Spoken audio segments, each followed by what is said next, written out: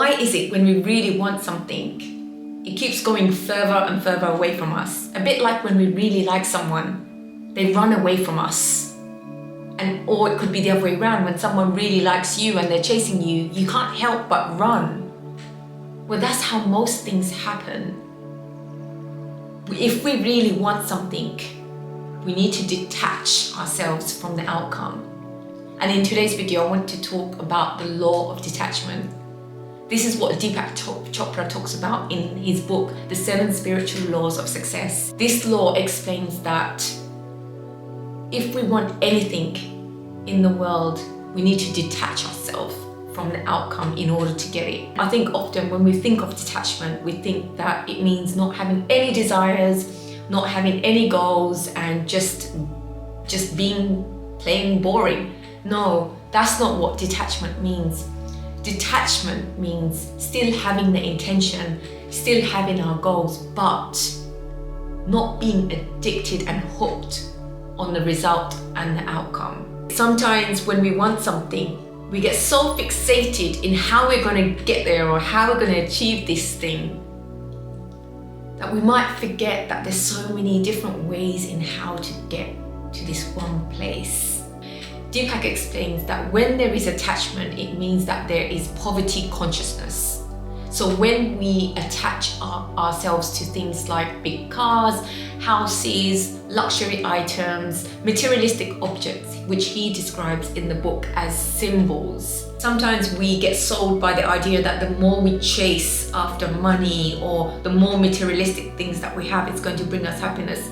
That may not always be the case. We need to think about why we want these things is to feel comfortable. And sometimes we want these things to escape from our reality. But when we're constantly chasing these fleeting symbols that we're after, it doesn't bring us lasting happiness anyway. That's how we get into the whole rat race, because we get the money and then we spend it on fun activities, and that only lasts a small amount of time, and then we realize that we need to make more money to do the same thing, and that's how we get into that vicious cycle of trying to earn more and then spend it, earn more and then spend it, and then we realize that this is not really sustainable and it doesn't make us happy. We live in anxiety and fear and losing our jobs and losing all the money, and of course we need to make sure that we are safe and we have goals, but we also need to be open to how we can achieve our desires without having to constantly chase and be addicted and hooked on the things that we want. When we are more open-minded and not being attached to a specific outcome or a desire or a result, then we can allow things to happen. And then that's when effortlessly, that's how we will get the symbols or the materialistic objects that we want in our life without being attached to it. Deepak explains in the book that security is an illusion, and I think growing up, a lot of us are sold the idea of security in our life. We are told to go after that job security. Well, I know I have been. When we chase security, it means that it's an illusion. We are chasing what we've known in the past.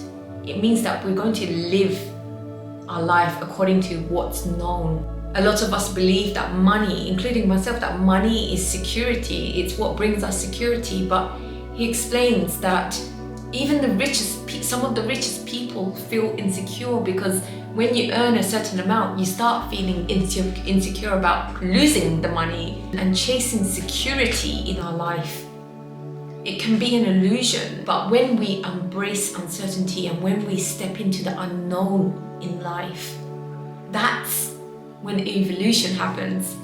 That's when life gets interesting, and we're not going to live our life in a rigid way, because when we know everything and that we want in our life from a year's time and how we're going to get there and know the exact steps, not allowing any room for movement in how we're going to get there.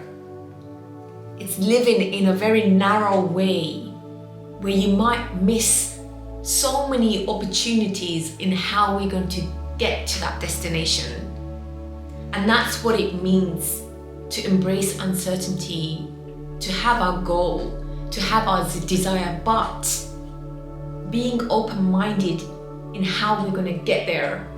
We might be surprised. So we can practice the law of detachment in 3 ways. And the first one is committing to detaching to things.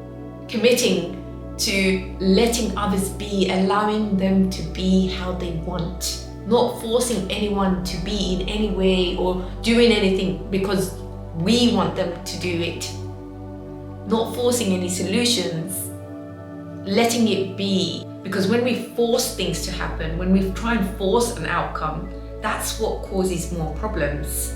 And knowing when to let go. I think so often, so many of us, we get caught up in our desired outcome, in what we want, that we get so attached to it. It's so easily done. I put my hands up, I do this as well. And we need to learn to detach from the outcome in order to get what we want. The second thing is to embrace uncertainty, to embrace the unknown, to step into the unknown and allowing things to happen and allowing possibilities and solutions to come to us.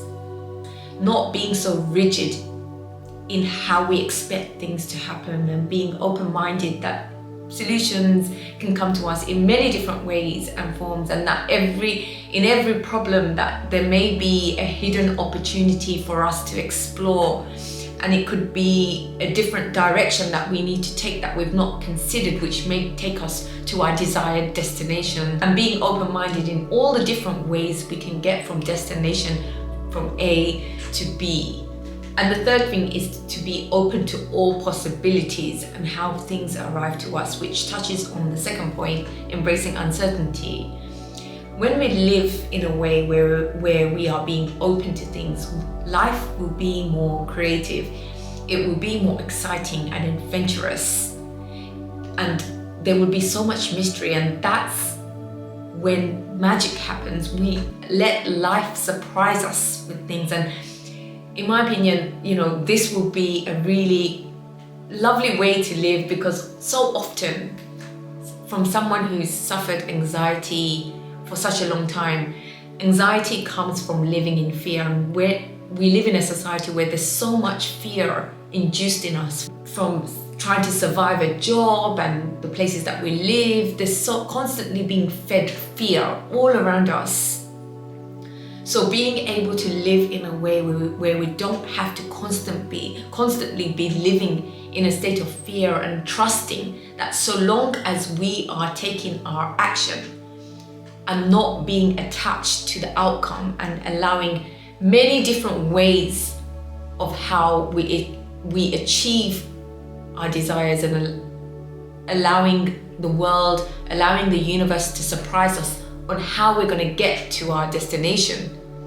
That's such a beautiful way to embrace life's journey and to trust that things will work out for us. So long as we are doing our bit, we're taking action, we want our desires, we want to achieve our goals. But perhaps we will get there in unexpected ways that we didn't know, and being open to the different ways that we can get there. I love this quote that I read. Detachment is not that you should own nothing, but nothing should own you. And that's by Ali Talib. And I think that's beautiful. Let me know what you think on this topic about detachment, and if you also maybe suffer from attachment issues. I think a lot of us, it's very easy to get attached to things. Many of us do, from relationships to materialistic objects. And it's something that I'm really working on to improve my life. And let me know your thoughts. I'd love to hear from you. I hope you're all doing really well, and I look forward to seeing you in the next video. Take care. Bye.